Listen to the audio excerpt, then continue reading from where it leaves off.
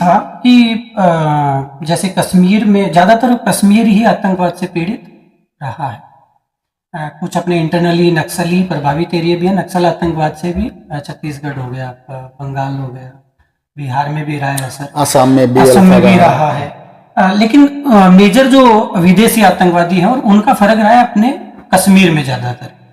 तो यहाँ जैसे कहते हैं कि हर आतंकवादी हमले में लोकल कुछ ना कुछ सपोर्ट आता है निकल के।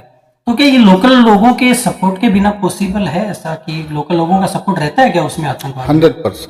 100% रहता है।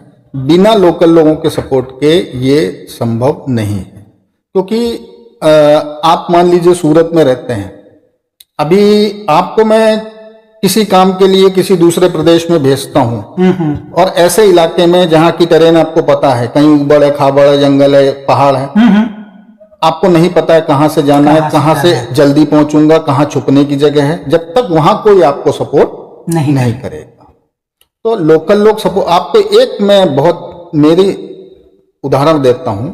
1995 26 जनवरी का दिन, अच्छा, मैं जम्मू में था और 26 जनवरी की परेड के लिए हम 1 हफ्ते 10 दिन पहले से वहां उस एमएएम स्टेडियम में जाते थे प्रैक्टिस के लिए, परेड की।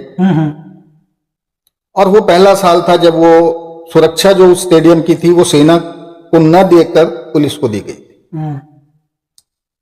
26 जनवरी के दिन रोज हम जहां बैठते थे वहां ना बैठ के, क्योंकि वहां वीआईपी आना था, हम दूसरी जगह बैठे और वहां पे ब्लास्ट हुआ।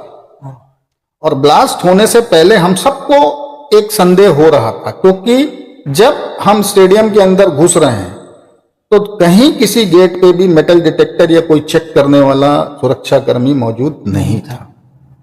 पहला ब्लास्ट हुआ डायस के पीछे, बच्चे राष्ट्रगान गा रहे थे छोटे छोटे, बैटरी के अंदर हुआ। अच्छा, उसमें स्कूली बच्चे काफी बेचारे। दूसरा ब्लास्ट हुआ सामने मेन गेट पे। गनीमत है कि परेड कमांडर जो आर्मी के थे उन्होंने लास्ट मोमेंट पे वो गेट बंद करवा दिया कि प्लानिंग थी कि वहां से निकलेंगे भागेंगे तो वहां भगदड़ में।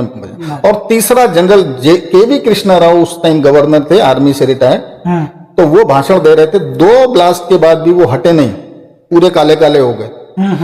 तीसरा ब्लास्ट उनके डायस पे वो जो पीतल का गमला रखा जाता है उसमें हुआ और उसके दोनों गमलों के पीछे उनके कमांडो खड़े थे। तो जिस गमले में हुआ वो कमांडो के पीसेस इतने इतने हमने आंखों से देखे थे। और उसके बाद वो उसका शायद रिमोट फेल हुआ।